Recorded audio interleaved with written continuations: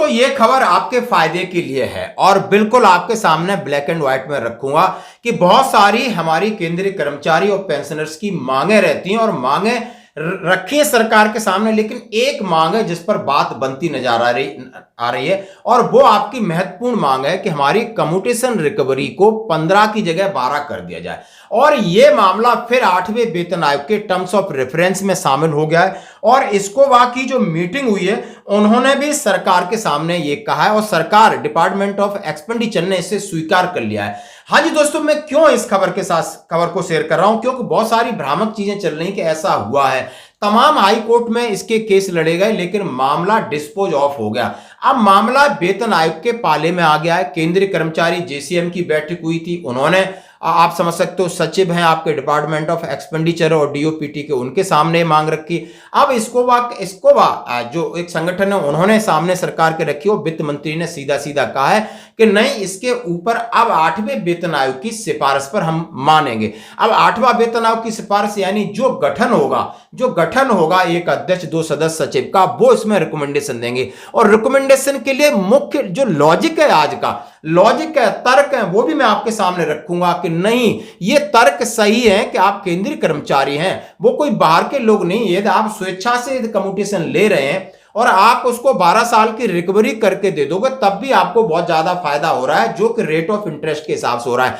15 साल तो एक तरीके की लूट और शोषण नजर आ रहा है। इसलिए इसके एक डिसीजन लीजिए और आपको भी एक इसका ज्यादा मैक्सिमम यानी 100% लोग फिर कम्यूटेशन लेंगे और उसके बाद सरकार को भी रेवेन्यू और उसका इंटरेस्ट मिलेगा, यानी फायदा होगा, घाटा इसमें किसी को होने वाला नहीं। इसलिए इस खबर को सामने रखूंगा और मैं पूरा एक एग्जांपल रखूंगा जो कि आपके सामने आप देख सकते हो कि आखिर यदि आप जेसीयू हैं, सूबेदार हैं, तो आपको क्या इसमें फर्क पड़ेगा, कितना इसमें फायदा होगा, ये भी सामने रखेंगे क्योंकि ये बात अब बनती नजर आ रही। इसलिए बिल्कुल दबाव होना चाहिए। देखो दोस्तों, जब तक दबाव नहीं होगा सरकार नहीं सुनेगी। भले 5% पेंशन बढ़ोतरी का मामला हो या भले आप देख सकते हो तमाम इंक्रीमेंट का 3% का तक डिसीजन आया, कुछ मिला, किसी को मिला तो ना।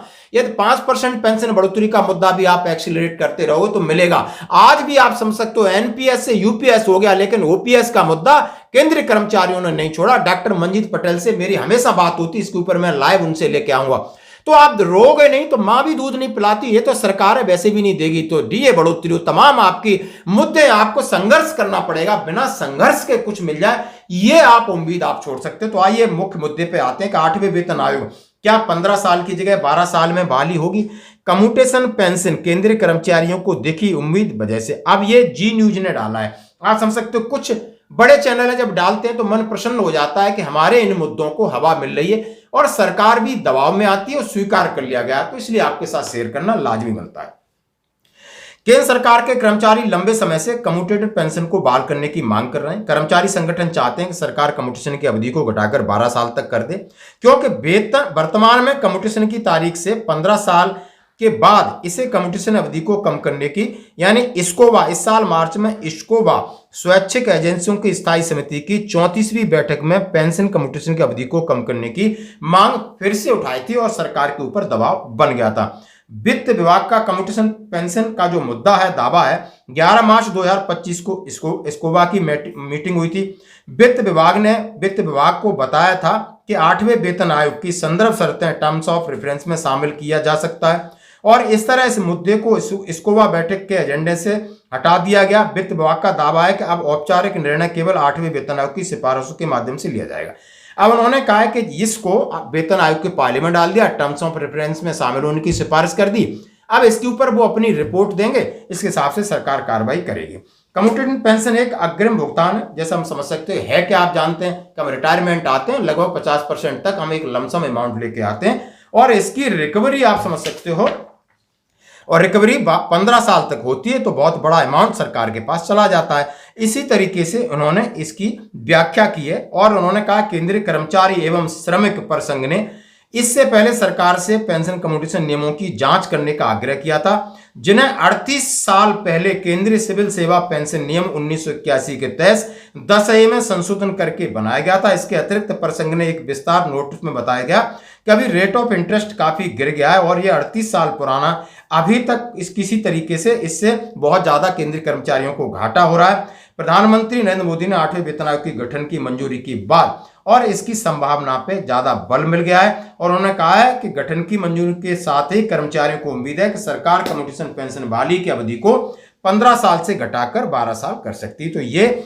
समाचार हैं जी न्यूज की तरफ से, जो कि स्कूबा और जेसीएम की मीटिंग का हवाला दिया, वित्त मंत्रालय का हवाला दिया, department of expenditure, department DOPT का सचिव ने कहा कि नहीं, अब ये इनको इसके बारे में स्टडी करने दो, यानी मामला वहां तक पहुंचा है, आप समझ सकते हो। और तो बहुत सारे मामले, अब ये दबाव बना है। अब आइए थोड़ा सा नजर डालते हैं इस चार्ट के ऊपर जो मैं आपके सामने रखना चाहता हूं। बिल्कुल आप देख रहे हो साइड में कम्यूटेशन एक चार्ट है जिस पर नाम मैंने रखा है XYZ, रैंक सूबेदार है, एज उनकी 48 साल है, रिटायर्ड हो रहे हैं।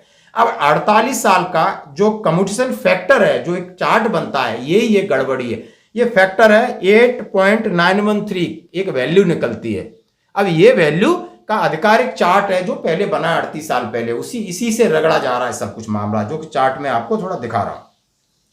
माना कि उनकी बेसिक पे 50,000 है, माना के MSP 5200 है और DA 55% है। इस हिसाब से यदि वो रिटायरमेंट के बाद 50% कम्यूटेशन लेते हैं तो उन्हें कितना अमाउंट मिलेगा। जैसे कि मंथली बेसिक पे 50,000 प्लस 5200 डिवाइडेड बाई 2, यानी उनकी जो मंथली बेसिक पेंशन है वो 27,600 बनती है, यानी टोटल अमाउंट को 27,600 उनकी बेसिक पेंशन बनती है। अब इसमें से वो 50% कम्यूट कराना चाहते हैं तो इसका 50% होता है 13,800, 13,800, जो नीचे आप देख रहे हो। अब 13,800 और एज उनकी 48 साल के हिसाब से उन्हें कितना कम्यूटेशन देती है सरकार, किस फॉर्मूले से देती है? Total value of commutation 13800 into 12, यहां उसने 12 का लगाया मामला, और वसूली करती 15, यहां वो 12 के हिसाब से दे रही है, और इजिकल टू 8.913, टोटल 14,75,993, यानी 14,75,993 आपको अमाउंट दे दिया। वो ले आए, हम भी लाए होंगे, आप भी लाए हो, अलग अलग जिसका जैसा बेसिक बन रहा होगा। अब रिकवरी कितनी करती है? और रिकवरी EMI वो हर महीने 13,800 आपसे लेगी। 13,800 एक महीने में लेगी तो 12 महीने में कितना लेती? 1,65,600, 1,65,600 आपसे एक साल में वसूलती है। अब ये 15 साल तक वसूलेगी तो कितना होगा? 1,65,600 इंटू 15 इज इक्वल टू 24,84,000, 24,84,000, 14,75,000 और 24 लाख, यानी 10,09,000 सीधा सीधा जा रहे हैं। 10,09,000 के आसपास सीधा ले रही है 15 साल में। यदि इसी को हम उनसे रिक्वेस्ट कर रहे हैं कि 12 साल कर दो, जो कि अभी रेट ऑफ इंटरेस्ट है, 12 साल के हिसाब से करते हैं तो कितना अमाउंट बनता है? 19,87,200, 19,87,200, यानी आप समझ सकते हो फिर भी 14,75,000 से 1920 तब भी लगभग आपको 6,10,000 के आसपास फिर भी आपको मिल रहा है, उसमें आपका रेट ऑफ इंटरेस्ट भी मिल रहा है। अब सरकार को यह फायदा होगा कि फिर आंख बंद करके हर पेंशनर आपकी कम्यूटेशन लेगा, यानी एक लोन अमाउंट लेगा और आपको रेट ऑफ इंटरेस्ट देगा, आपको फायदा होगा, तमाम चीजें, और कर्मचारी को फायदा होगा। कर्मचारी इस पैसे को मार्केट में यूज करेगा, तब भी सरकार को GST के द्वारा, टैक्स के द्वारा फायदा होगा। अब इस लॉजिक के साथ यह मुद्दा 8वें वेतन आयोग के सामने जाएगा। आप देखते हैं दोस्तों, बड़ी उम्मीद है कि यहां पर हमें डिसीजन सभी केंद्रीय कर्मचारियों, राज्य सरकार कर्मचारियों, पेंशन भोगियों सबके लिए बड़ी राहत होगी, जैसे कि नेशनल इंक्रीमेंट पर मुद्दा हमें मिला है डिसीजन। धन्यवाद।